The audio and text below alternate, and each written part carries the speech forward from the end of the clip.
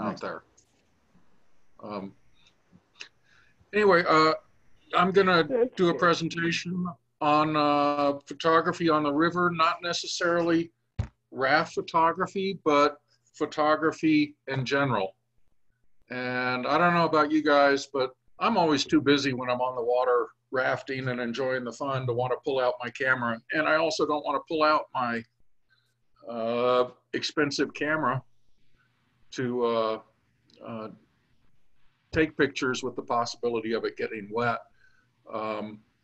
You know, to get pictures like the one here, this was done by the people down on the Arkansas River who go set up and photograph all day, all the people coming through.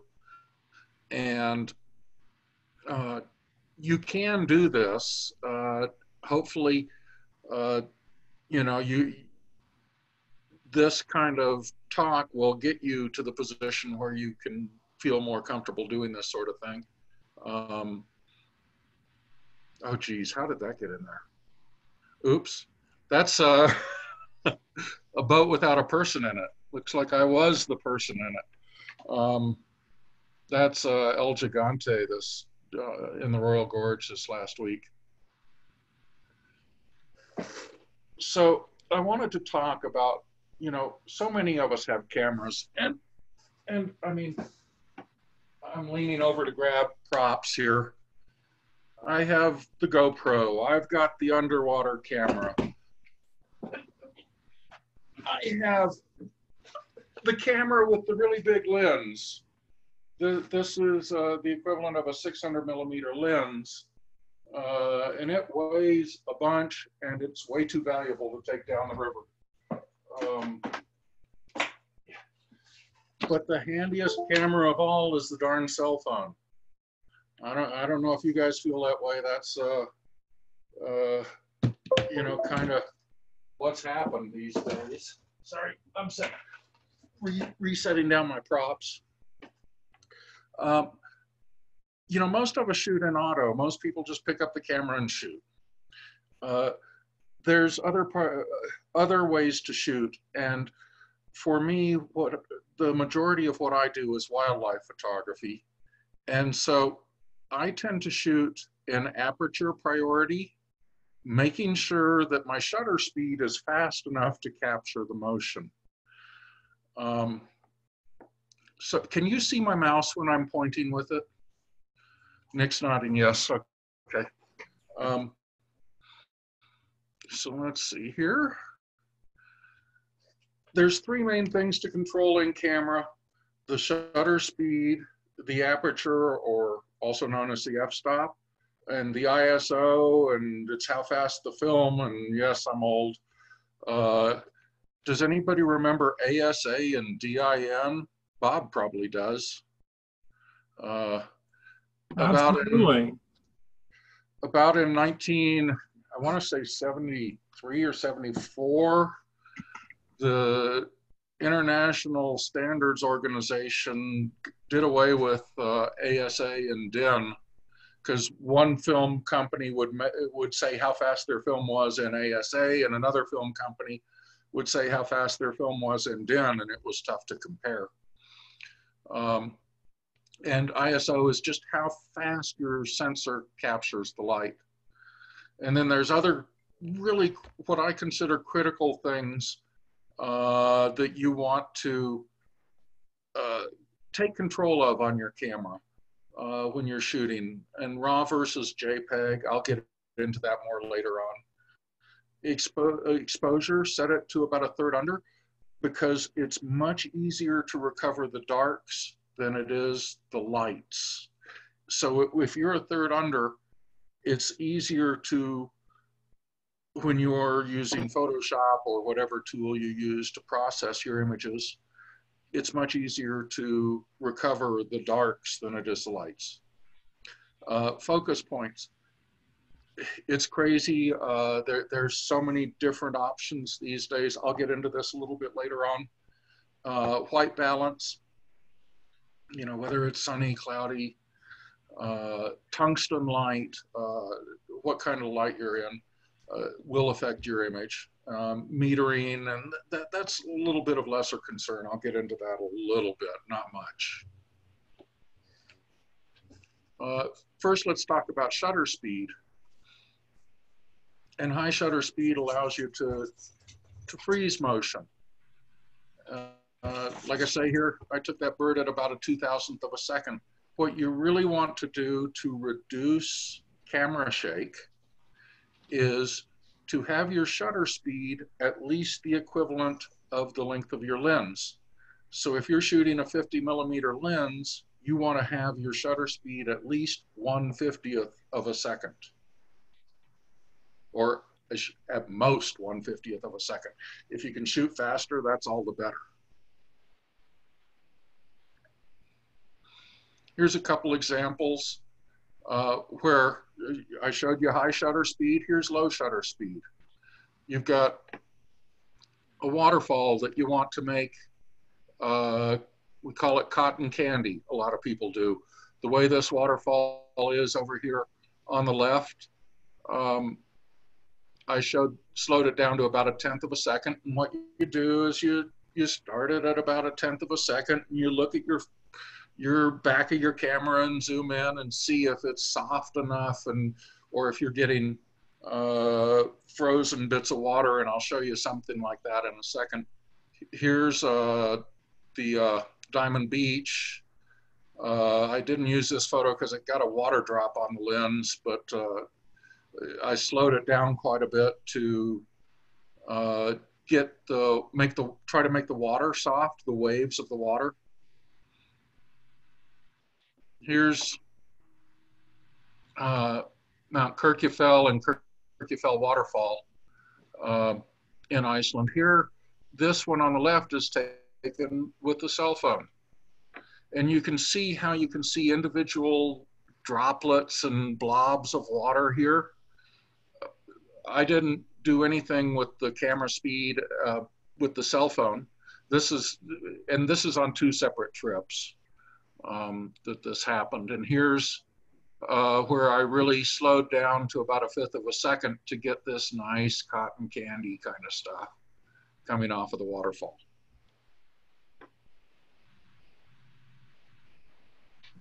If you want to try to, go ahead. Are those on a stand when you do that? Tripod, definitely.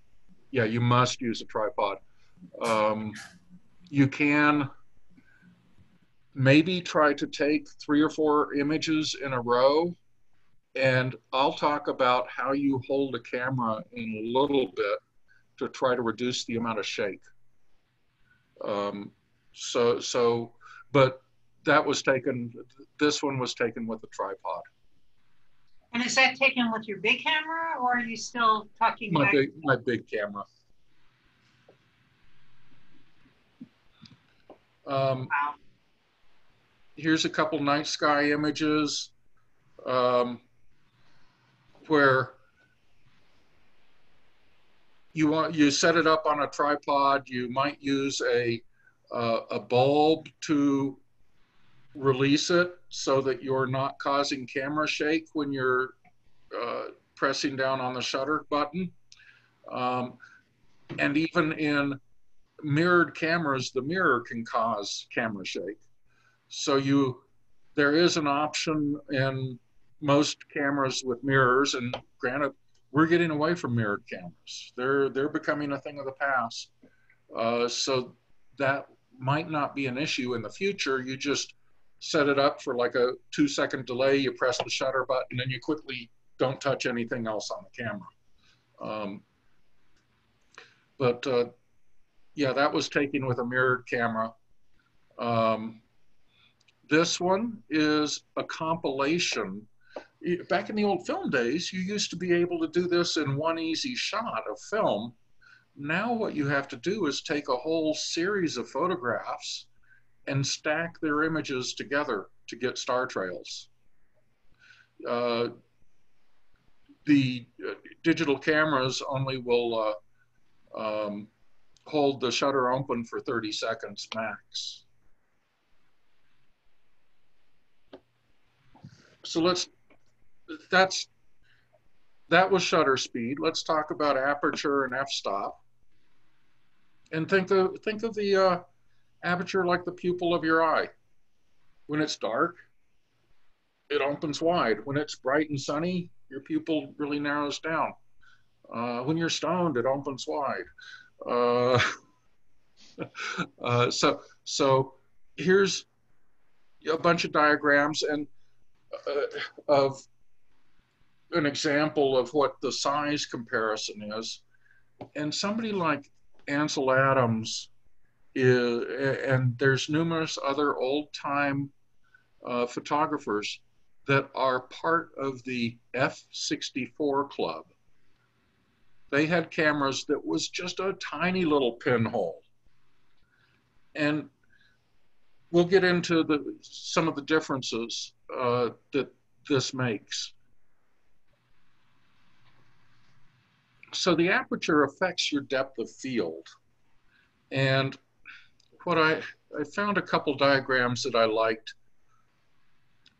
This over here shows a large aperture where to focus, it's all got, because you have so much lens, and I'm going to combine this with what's on the right as well, because it's very easy to make good glass right down the center, but you start getting out near the edges of the glass, and here's the aperture or f-stop, and say you're shooting at f1.4, that means your aperture is wide open. You're using all the glass here. And so by using all the glass, you're spreading this out and you're using where the glass is of poorer quality. And so if this is the camera sensor, you only get a very shallow depth of field. And I've got some photos to illustrate this here. If you've got a small aperture like you're shooting at f16, you get a big depth of field. Something that I didn't put in here is the point that you focus on. What will be in the depth of field is 1/3 in front of that focus point and 2/3 behind that focus point. So that you get a lot more behind in focus than you do in front.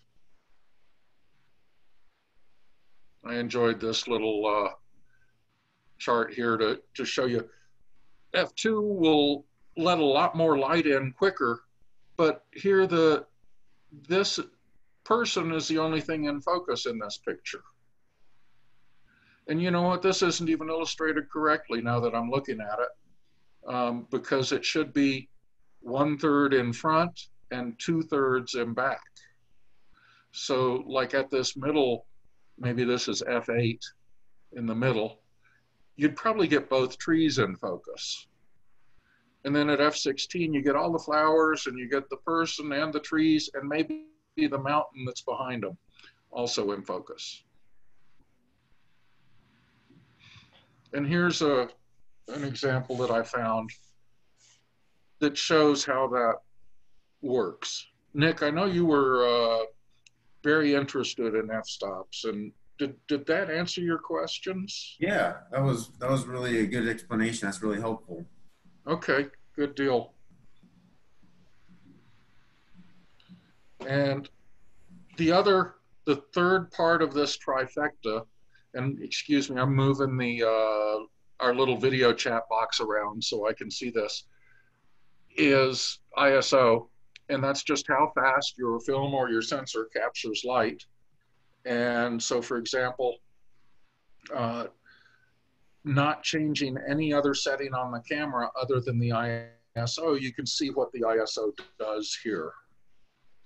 So Chuck, in the cell phone world, do we have settings that are equivalent to ISO?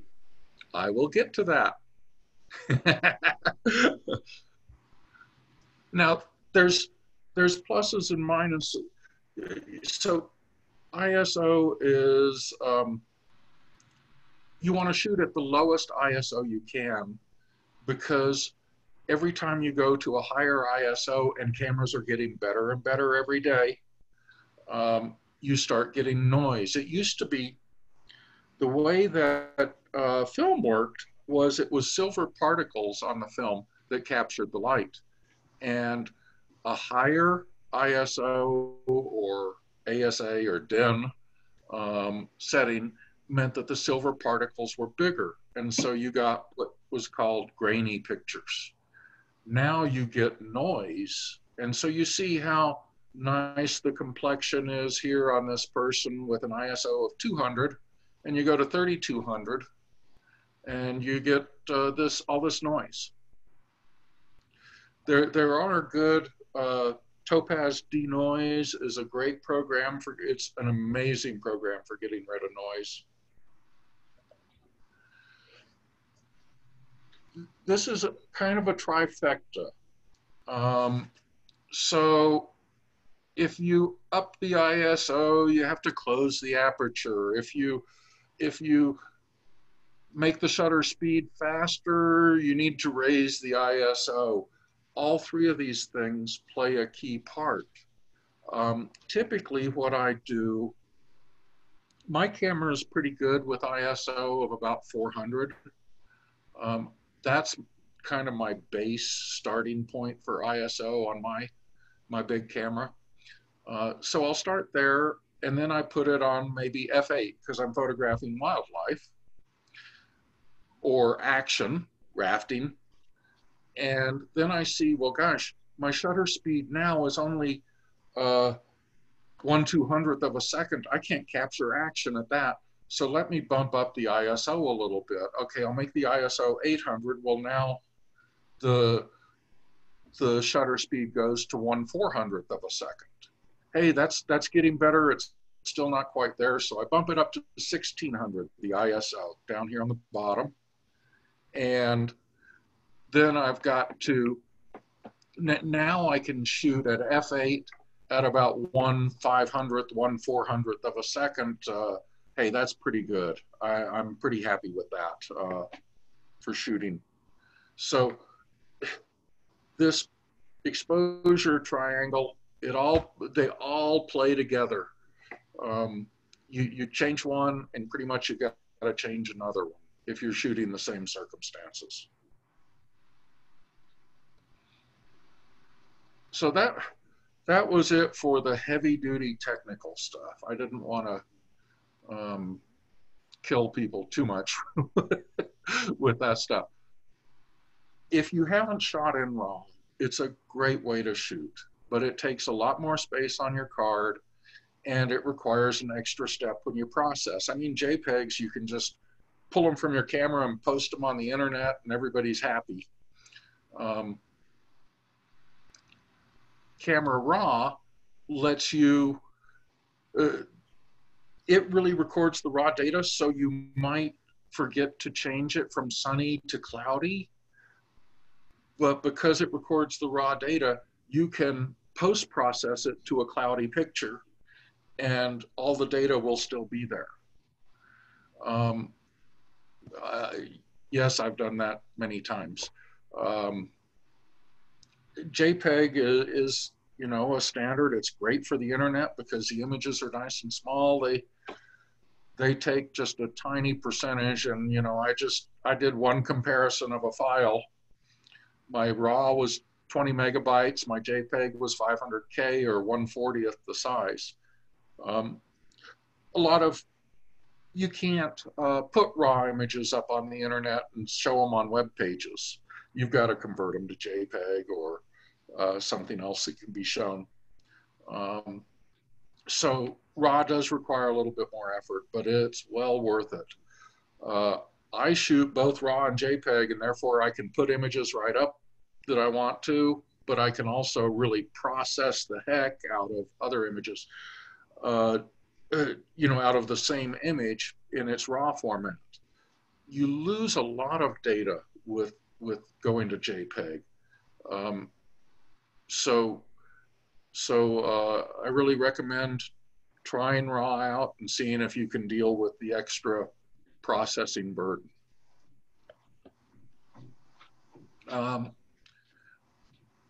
Exposure, trying to move this box around again. Down here on this camera, this is a Canon camera. they didn't have their exposure set a third under. It should really be over about where my pointer is. And it just helps. You can recover more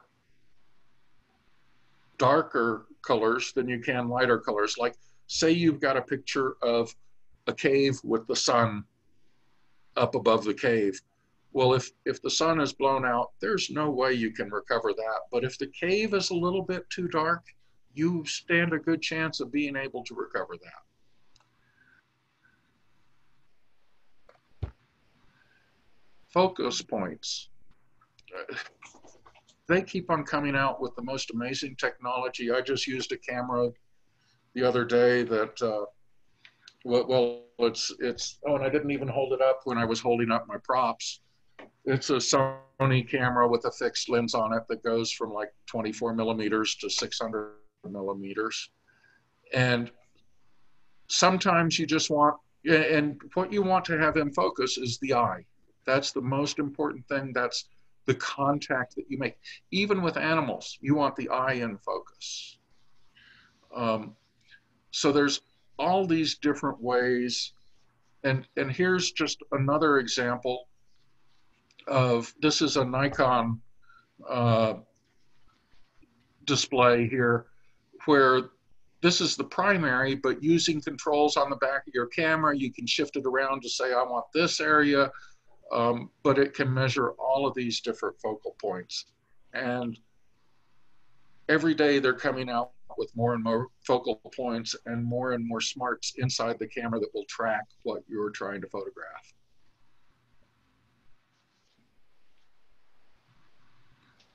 White balance.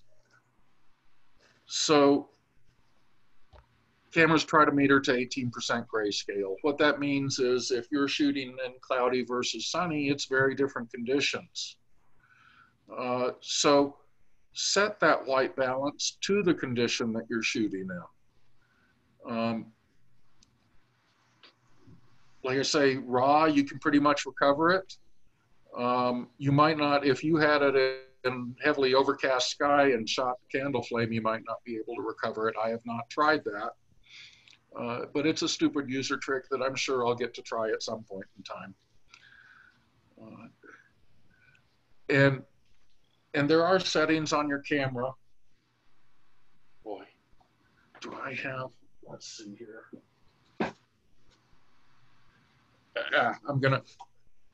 There's a setting, I will show you.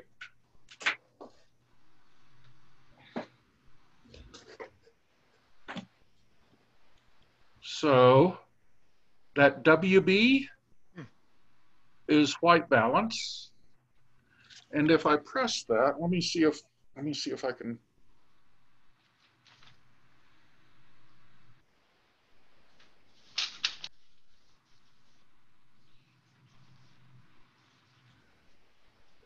Can I get it up there in time? So it's set to shady. So you can move that around, and every camera has it in a different place, but I was just trying to give you an idea. Look what your camera has and try to set it to the closest condition that you're shooting in at the time. Here's the cell phone. Okay. Ignore the background. That's just the Africa boutique is just sitting above my desk, and I just wanted something to show, and took a cell phone. So here I can set the white balance on my cell phone by going into Pro mode. I can manual focus. I forget what standard is. Here you can set the, you can't set the f-stop, contrary to what it looks like you could do. You might be able to on some cell phones, but you can set ISO. You can set the shutter speed. That's what this did for me rather than aperture. Maybe I just pressed the wrong button, but I played with it a little bit today and couldn't figure out how to set aperture. Chuck, can you go back to that white balance? That the number that's showing up there is the equivalent of what's on this chart that you had on the prior. Yep, 55K, that's sunlight. And what cell phone is that? That's a Galaxy Note 9. So it's a couple years old now. And they just added a night photography that I can get stars with my cell phone. I'm just blown away. Not even on a tripod, just kind of holding it real steady. So you might want to go in, like on my phone. Did I copy that? Let me see if I copied those images.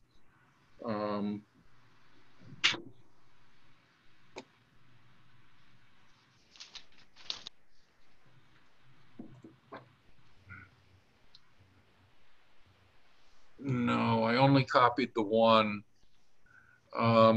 But you can go into Pro Mode on your cell phone and you've got a variety of settings that will emulate a camera. One of the things I often do with my cell phone is go into Pro Mode. These were taken just a few minutes apart.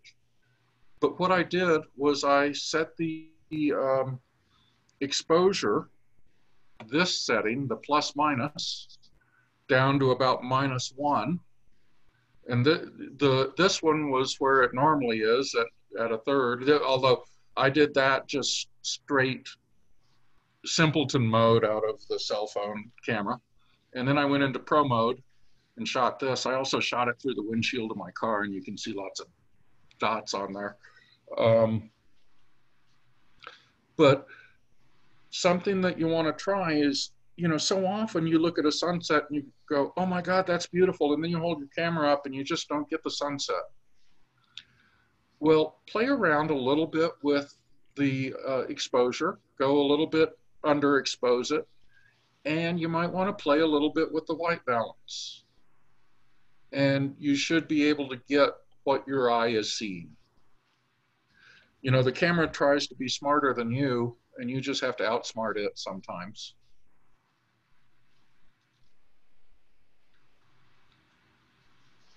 This is a problem a lot of people have. And especially now that we're shooting cell phones and stuff, because we're used to holding the camera way out in front of us. But you really want to cradle that camera, have your arms in, and I'm gonna have your arms in, your elbows against your body, so that you're really making your own tripod here. Your feet are shoulder width apart, and one is probably in front of the other to get extra stability.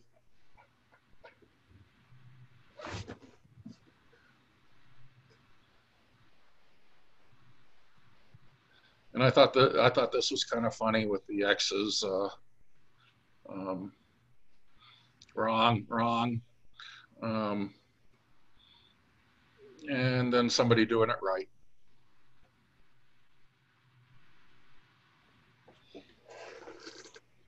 Composition is the other thing I wanted to talk about. And if you're, you know, this applies not only to photography, but also to painting. And composition can really make or break something. One of the, my favorite rules of composition is that you can break the rules of composition. We'll go into that a little bit more later on, but let's dive into some of these composition rules. Rule of thirds. For some reason, our minds like to feel a little unbalanced. And by lining something up on the thirds, whether it's this lighthouse, the grass isn't quite to a third, and that's okay in this photograph, but you look and you see the horizon line of the sea is at a third of the photograph. If the waves were really interesting and the sky was pretty boring, maybe you'd point the camera down and have the horizon line of the water up here at this third. But one of the things that's very unsettling is to have the horizon line right in the center of the photograph. People don't like it for some reason. It's now that's one of the common rules to break, but general rule of thumb, that's one of the key ones. Compositional lines. Get leading lines going into the photograph. You know, here in Antelope Canyon, you've got this sand in the sunlight is really the kind of the focus where you've got the light here, but all of these lines just take you right into that area. Frame your photograph. People probably recognize this place. People probably recognize this place too. That's an Ansel Adams. But when you put a frame on this photograph, now it's kind of got two frames, and for some reason that's very comforting to people.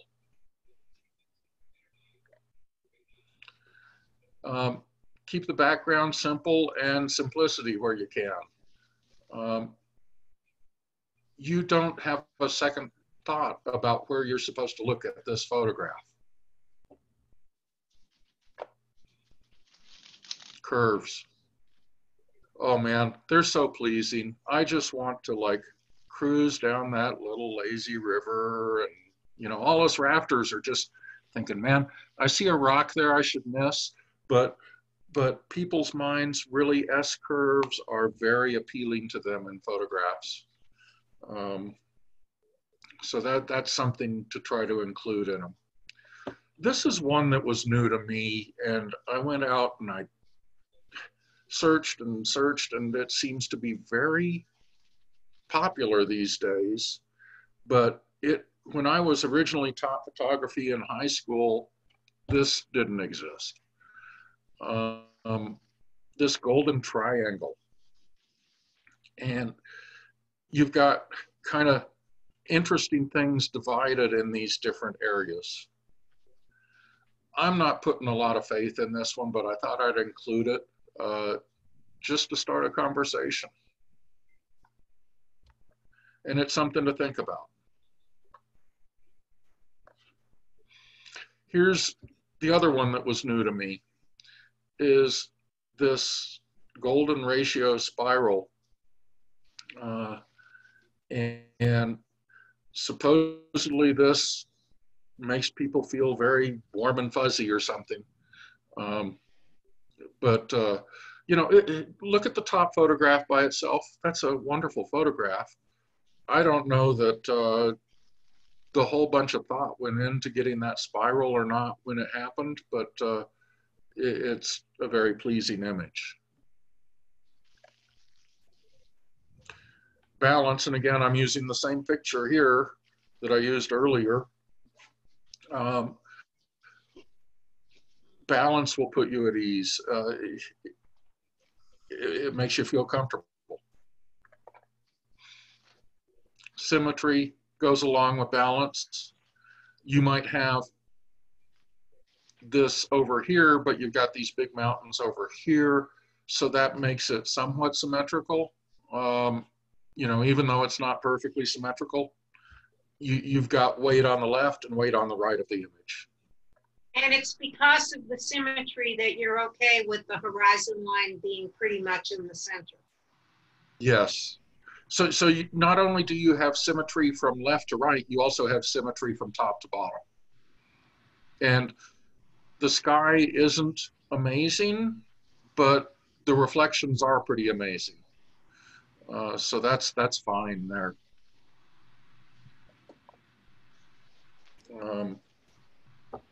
Repetition to get a series of something in a photograph.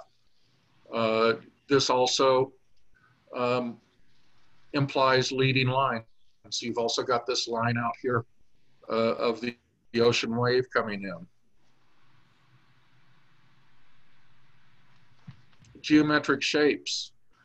This was a lunar eclipse that happened a couple years ago.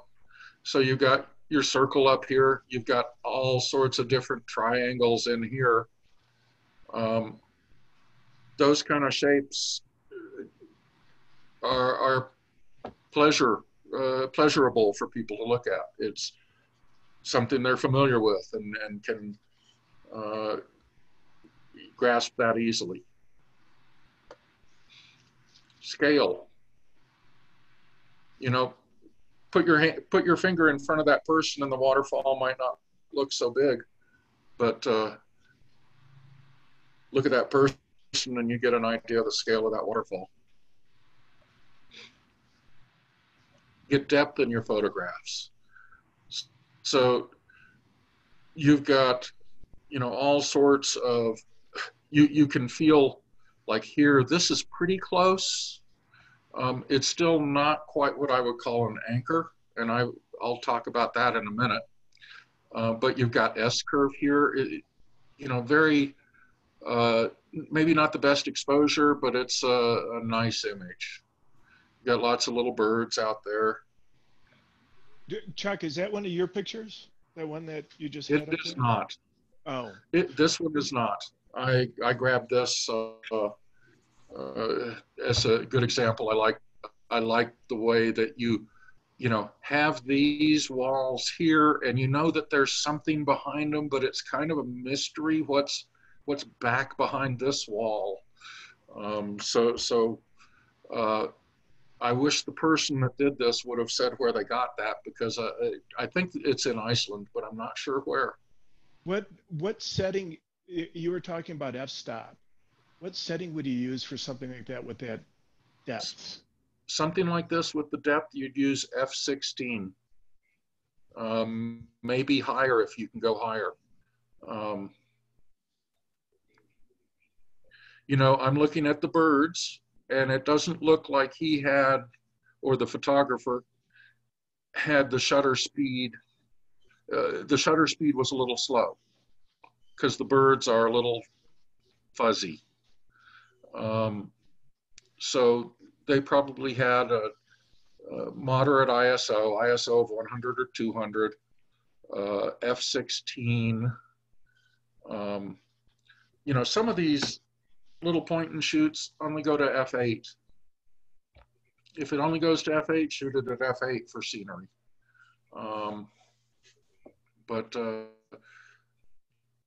Yeah, that depth of field is f16.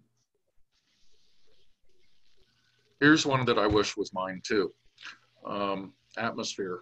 And I should have used Hannah's photo of the iceberg for this. Just gives you an ethereal feeling. Gosh, just it makes me happy looking at that. Is that Mount Fuji? I'm not sure where that is. Mount Fuji is a standalone mountain, so I doubt with all of these leading in, I doubt it's Mount Fuji. Everybody should recognize this, being from Colorado. You got layers and anchors. This rock is an anchor. You can see other rocks. You can see, and I don't know if this is coming across on your screens, but I can see all the bottom of the lake here. And you've got the foreground that's, you know, kind of from here and below. And you've got the middle ground, which is all the aspen changing colors. And then you've got the distance, the bells up there. So those are the layers. You've got your anchor. You've got lots of, you know, there's a lot going on in here with this composition that we've talked about. You've got symmetry. Again, this one split right in the middle, horizon line pretty much.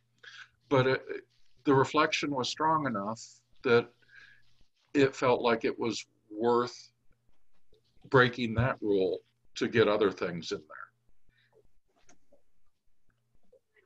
there. Colors. Think about colors that go together. I put the color wheel up here, and you know, this was just a fun picture in the rain up in Alaska. Man, the houses are just beat up there because it rains all the time. But it was, I enjoyed those colors. The rule of space is one. So they actually broke this rule. I was looking at one of the pictures of me boating where I'm almost the front of my raft. Notice how this puffin has room, say he decides to fly, he has room to fly in the photograph before he's going to go out of the picture. You want to give him a little room in the direction that they're facing, more room than behind him. So behind him, there's not much room at all. But should he choose to fly, there's lots of room for him to fly into. Rule of odds. For some reason, it's much more intriguing to our minds to have 3s or 5s or 7s than it is to have 2s or 4s of a particular item. So try to isolate odd numbers of things if you have that option in a photograph. Patterns. You know, here's all the pebbles and here's something breaking the pattern, but it has patterns of its own. More patterns.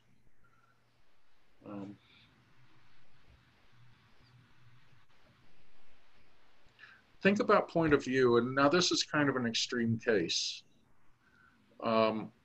where this top image is somebody standing, the bottom image is somebody flying a drone. But you know what?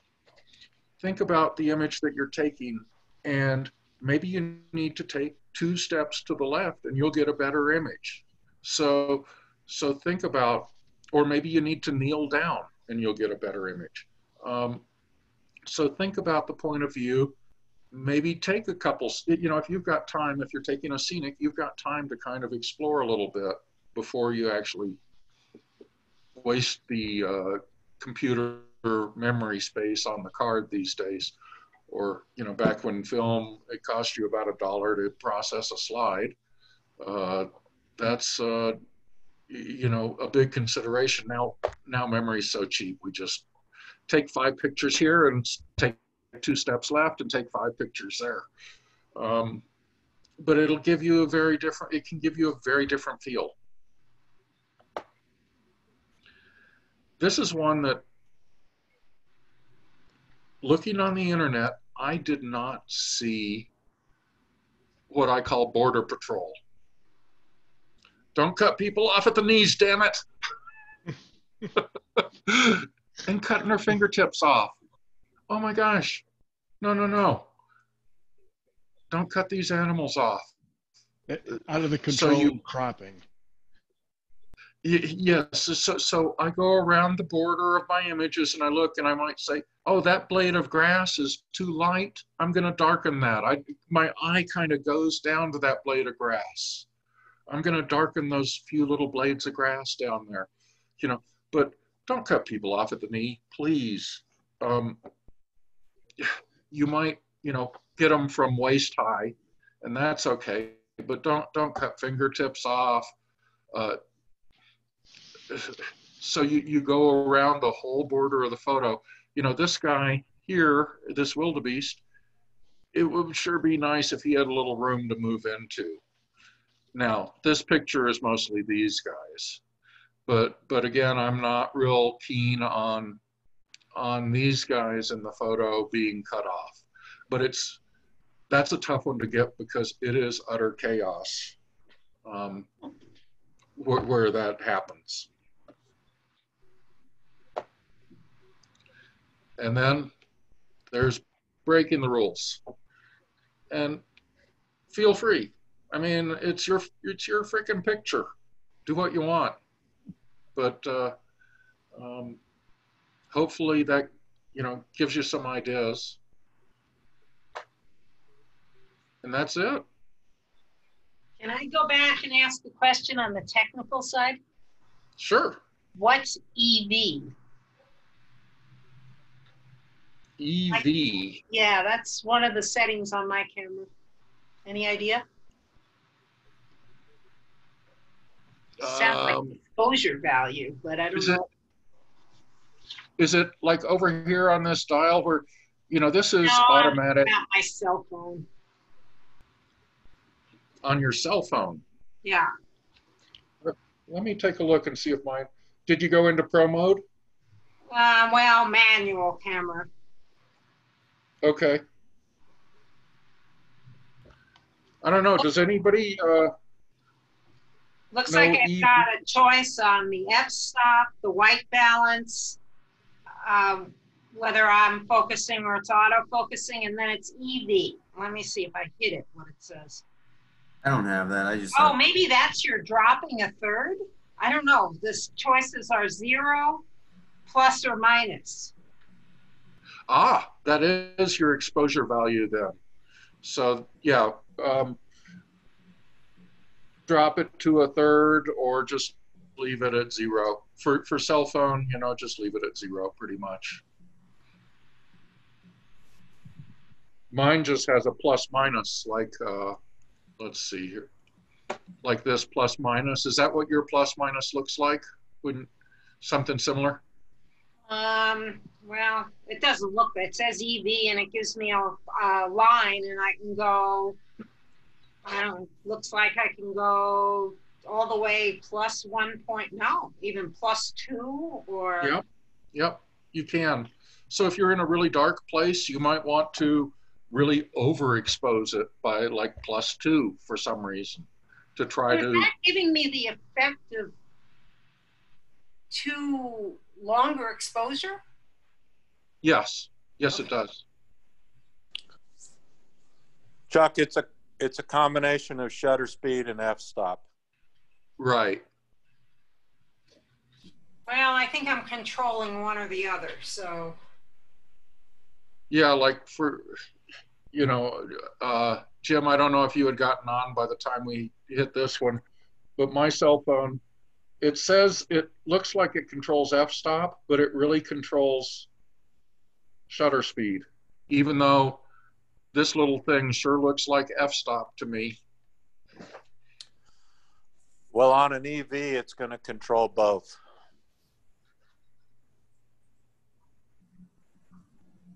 I would be, so I think they're independent.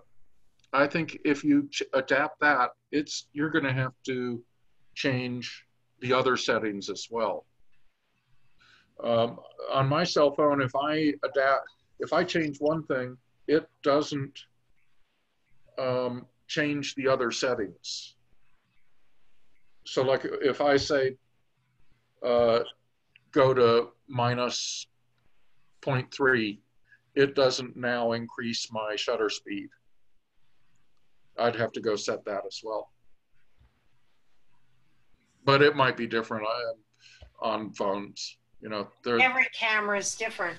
The other question I always have is, in Colorado, we often have such strong suns, and how much to adjust and where to adjust when your subject is potentially in shadow. Yeah. By using that white balance and putting the sunlight or shade or cloudy, that'll help a lot. Okay. Yeah, that would be where I would start with that. So, some basics are, where is the sun in relation to the target of your picture? If they're behind them, obviously, you need to account for that strong backlight. If they're to the side, you certainly have to worry about whether the other side of that person will be too dark. So it's really a matter of where is the sun in relation to the object that you're trying to shoot. Yeah, and I didn't. It always seems to be in the wrong place. Well, yeah, that can happen. For photographing people and animals, you typically want the sun over your back. You're the photographer, the sun should be behind you. For photographing scenics and buildings, the sun should be 90 degrees from you, so out to your right or left. Another thing I didn't get into is we've got golden hour, which, yeah, that's something I should include in here, is you're going to get the prettiest photographs within the first hour of the sun rising and the last hour of the sun setting. The light is just really pretty, you know, granted with all this smoke outside that we have right now, things are kind of messed up. We either get like an Africa sunset or no sunset whatsoever. So it's kind of a crapshoot there. And in the days of Ansel Adams, who used to go out and study things for a week and shoot one picture, today has changed with these memory cards and digital cameras. Go out there and shoot 100 pictures in 3 minutes, and, you know, with different settings, and walk away, and one of them ought to be good. Hopefully.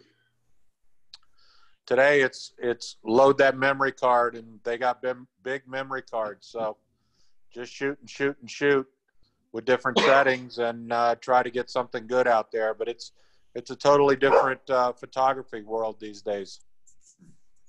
How high up the scale on a camera do you need to go to make it worthwhile to move beyond your cell phone? Say that again, please. I didn't catch the first part. Yeah, sort of thinking about expense and size. How expensive and big a camera do you need to go to really make it worth going beyond the camera on your cell phone? You need more than just a simple point and shoot. You need something like that resembles a DSLR, digital single lens reflex camera. Canon makes a nice one that's about $400 that looks very similar. This is a Sony. And this is a Sony RX10, and this is one of the other cameras that I have that I didn't show earlier. This one is a mirrorless camera. It does, and it goes from to 600 millimeter focal length, from like 20 or 30. I forget the exact. It goes from f2.4 to f16. And they're coming out with newer versions of this all the time, and it's got all these different shooting modes. Here, I can stop sharing. Hey, Chuck, this is Hannah. Yeah, you have some input on this, I'm sure. Yeah, so avid Canon shooter for many, many, many years. I will tell you now, when I travel to places like Iceland, for scenics, for buildings, cell phone does phenomenally well. It's ridiculous. But I can't use it for wildlife, or if I'm doing an air show, or if I'm doing a sports event. I cannot use the cell phone for that, right? I need to have something where I can really, really shoot very, very fast. It's just not fast enough to do that. So that would be my indication to you. If that's the type of stuff you like to photograph, photographing the rafting, stopping the motion, right? I would have to go grab, for example, the Sony or the smaller Canon that Chuck is talking about. And the Canon is a Canon SX50 is the model number. That's around $400. It might be less because it's a little bit older. They might have a newer version out these days. But that would be a great one that you know, wouldn't be making you want to kill yourself if it got wet, but you'd still want to try to keep it dry at all times. And the wonderful thing about those cameras is it's all in one, right? It's sort of like point and shoot in the sense that you have a wide angle in there you have up to 600 millimeters. The large lenses that Chuck and I shoot, that some of them are $11,000, only go to 500. So you don't have to change the lenses. It's one thing. When we just went to China, we took that one camera, which is totally unheard of for us, because we're used to having 5 different lenses, 2 different camera bodies, 50 pounds on our backs, right? So these little ones are phenomenal for that. And you can take them and do people's photography with them, or street photography, wildlife, scenics. I bought a Lumix, Lumix, Sure. about a year and a half ago. It's a 25 to 600, and we went up to Alaska a little over a year ago. And honestly, I shot most of the pictures that ended up on the whole trip for everybody. I ended up in the package that went for everybody, because 25 to 600, I got some great wildlife, got some great scenic shots. The disadvantage to it is you cannot change lenses on it, but 25 to 600 covered most of what I needed. You don't need to change lenses when it's got that big of a telephoto option on it. I mean, you might every now and then want that 12 millimeter lens to get that really wide angle shot or something, but that lens is satisfactory for 99.9% of use. So yeah, if you're looking for one camera to carry, you know, I'm not necessarily pushing the Lumix, but I would say that 25 to 600 range, if you can get that on a single lens, that would be the way to go. And there's a wonderful website called dpreview.com that will, they review the heck out of all the cameras, and will provide you with way more information than you ever needed, but will give you wonderful input. If I wanted to take a picture of, like, let's say you're scouting a rapid and you wanted to take a scenic picture, to do that, what would you call it, like cotton candy? Is that Yes, yes. Yeah. So, so you would need to have a tripod to do that, right? Depends on how Or bright. a rock on a t-shirt. Oh, You right. know, put a t-shirt on a rock and put the camera on the t-shirt and set it up so you're shooting 1/10 of a second. And you might want to go slower or faster depending on how the water looks. But you know, 1/10 is a good place to start. 1/15 is another good place to start. And that'll get you that kind of cotton candy look. It's more for falling water, I think, than you know, running water like you hit it in a rapid. Oh, I see. You'll get a lot of little cotton candy areas, but the whole rapid will look glassed over, so to speak. It will make it very glassy looking. Oh, okay. Honestly, it depends also on your steady hands. Well, that's why I put it down on a rock.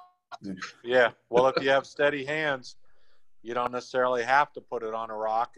You know, that's all talent of the photographer as well. Some people may need to put it on a rock to get the same view that other people can hand hold it and get it. So When I'm You scouting, think those really little tripods do anything? Not for any camera worth its salt. I know when I'm usually scouting something, I'm shaking anyway, so I'll probably just put it on a rock. well, if you're scouting a rapid, are you looking for cotton candy, or are you looking for a solid view of where the rocks are and where's the flow of the river? Depends how hungry I am.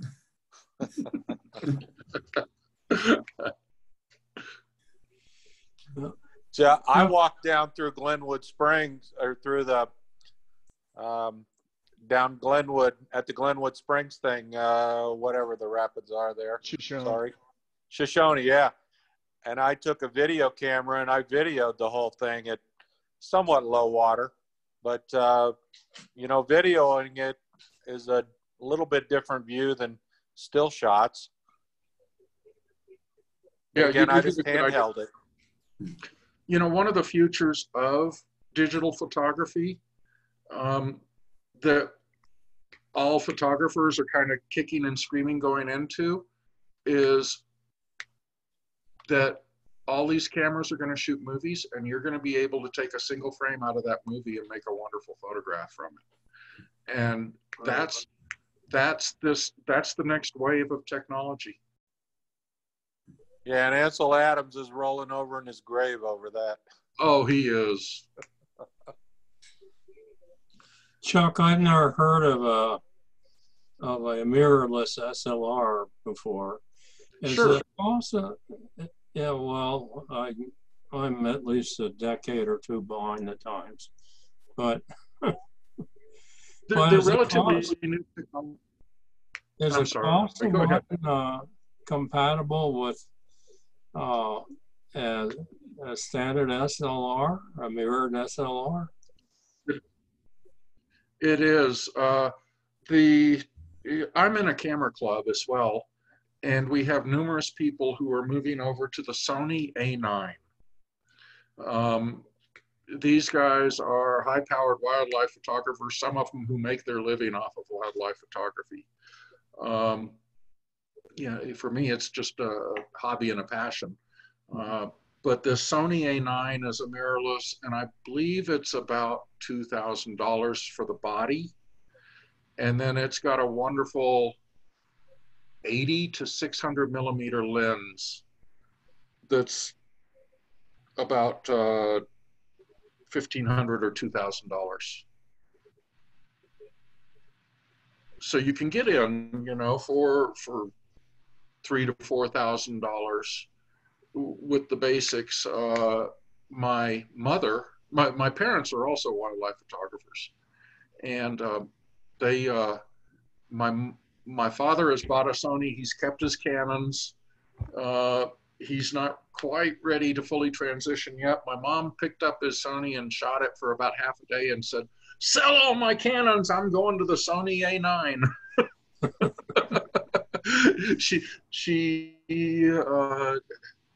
It's so light, much smaller.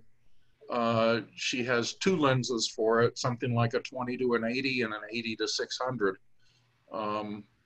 And so she's carrying 5 pounds of camera gear instead of 25 pounds of camera gear. But that's in the $2,000 range, you said? I think so. More. You said that was for the body. Then you were talking about buying the lens separately. Yep.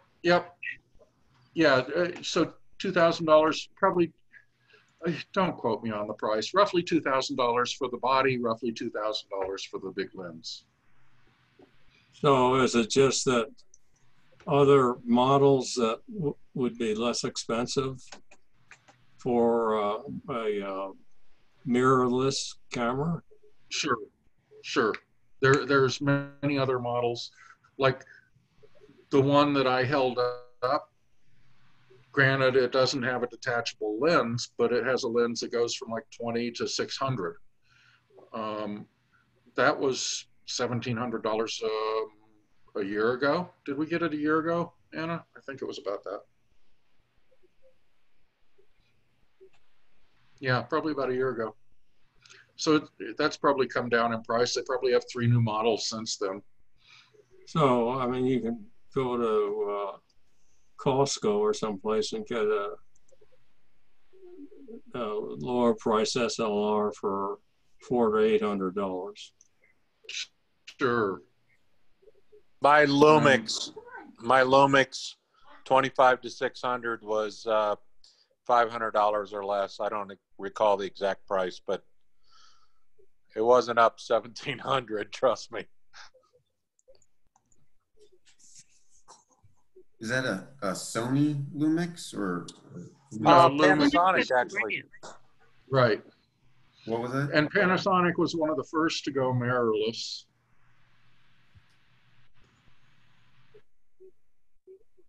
And the virtue of going mirrorless is weight and size?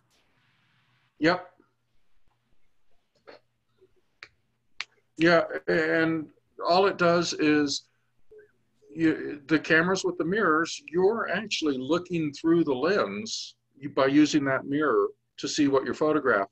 The mirrorless cameras, all they're doing is they're taking what's projected onto the sensor and projecting it either through the eyepiece or to the back of the camera. Isn't So that one of the other big deals in cameras is whether you can actually see in bright light the image is? Do they differ a lot in? Well, that's part of why they have the eyepiece option on there, so that you can put your eye up there and it's, you know, dark, and because yeah, looking at the back of the camera, you can't always see that real well in bright light. I think for most photographers, it's not going to make a difference.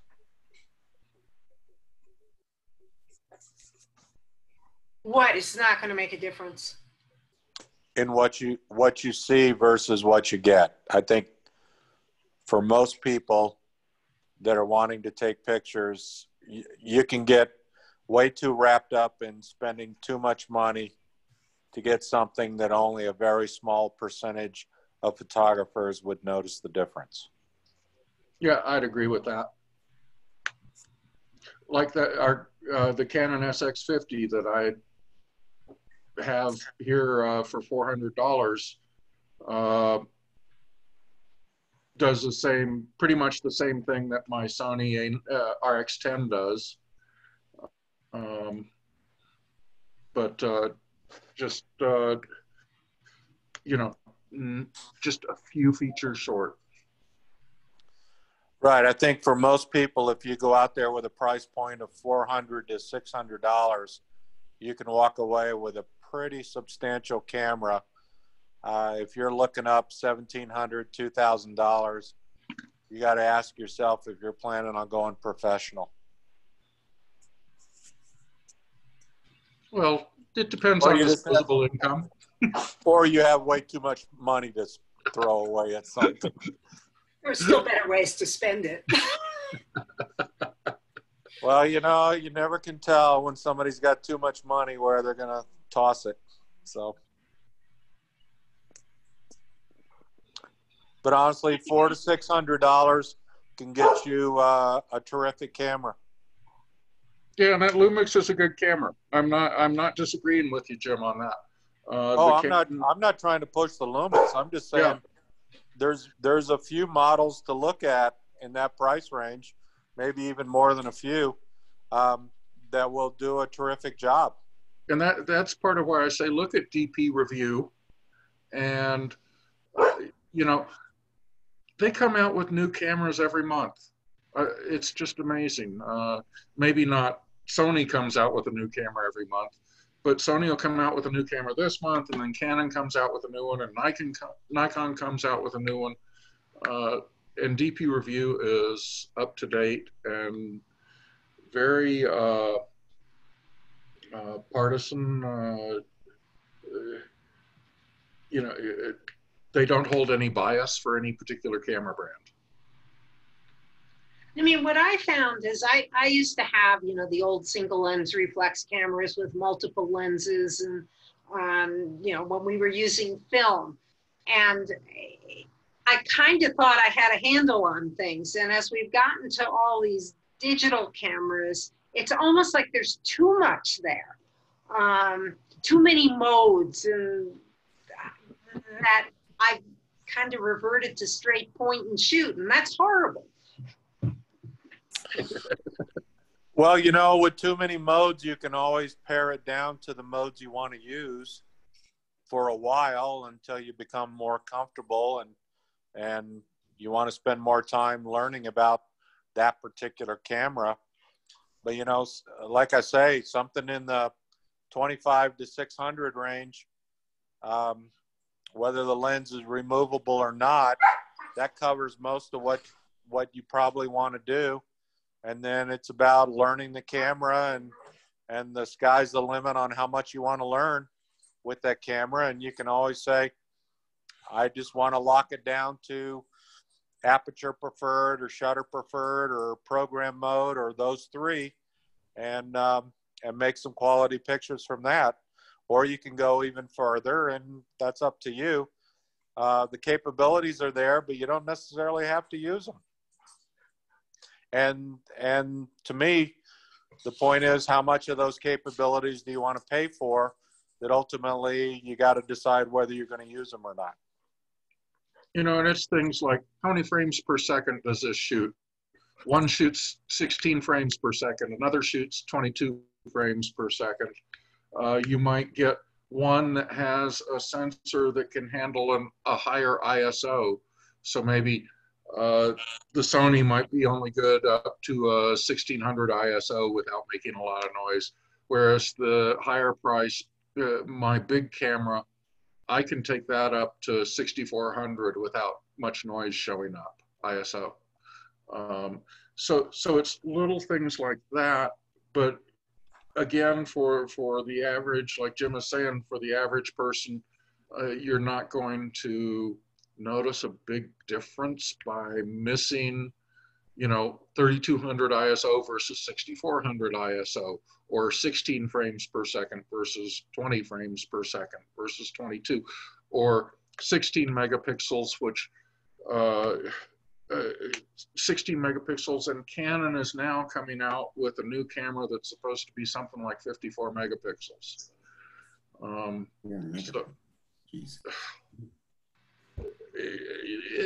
It's not going to end. Yeah.